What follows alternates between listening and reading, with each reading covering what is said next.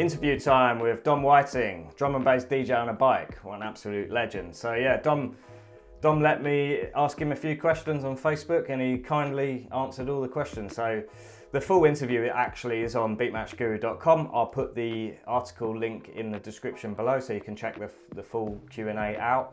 But for this video, I thought I'd share with you a few snapshot questions that are really going to help you understand DJing outside and how to do that. So let's get stuck in. First question was, what inspired you to DJ on a bike? Dom said that a friend suggested it as an idea. You know, the next day he was searching online for a bike and all sorts of equipment, and he just sort of made it happen really, and today is where he is at. And he also actually said, what could be better than a moving background whilst DJing and listening to your favourite music and mixing and stuff. So that was a really cool thing. So you've got an idea and you make it happen. That should inspire you enough to do your own thing, right? What equipment do you use? So Dom uses a portable power pack, which is a battery pack which powers up his XDJ. I think it's a Pioneer one. And that's an all-in-one DJ controller, so you don't need a separate laptop to power up the actual DJ software to start mixing. He's also got a power pack that powers up the phone that allows him to live stream as well onto YouTube.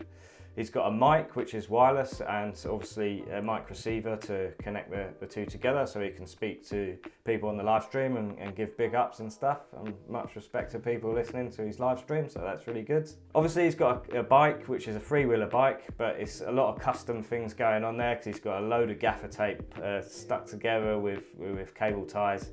Yeah, so he's just made a bike really work for him so he can DJ out on the streets while cycling around. How do you deal with copyright issues on your live streaming? Dom actually gave some great advice here. So he's saying that YouTube is pretty lenient. So if there's a track in the set, it will just sort of mute that section out of your DJ mix. But he said where he's faced a lot of issues is actually with Facebook. So if they don't like a track that you've got in your set, it will just cut off the live stream like that. That's his advice anyway, so just be aware of that. Next question was, do you have any advice for DJs that are wanting to DJ outside, whether it's be static or on a mobile DJ? Find a really cool background is what Dom advises, so make sure you've got a really epic background. It doesn't really matter what the music is that you're playing, so you know, it can be drum and bass, hip hop, techno, whatever. As long as it's a really cool and interesting background that's pretty different from other streams that are out there on YouTube or whatever streaming service that you're using. Yeah, just make it a really cool background, unique, and people will love it. Last question. What's the funniest thing that's happened to you whilst DJing on a bike? Dom said that DJing in the snow was pretty epic and sort of like quite a funny thing to do, because who DJs out in the snow in the UK anyway? But he also said that when he was DJing a couple of weeks ago in Bristol, he was going down a hill and he put on the brakes and the brakes sort of stronger on one side, so he nearly come off to the right.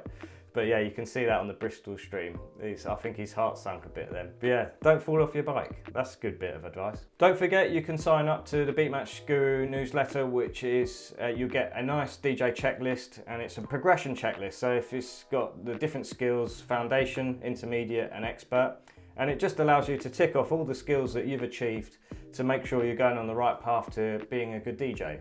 So yeah, check that out. Thanks for listening, guys. Check out beatmatchguru.com and also the other videos that I've got on the channel, and we'll see you next time.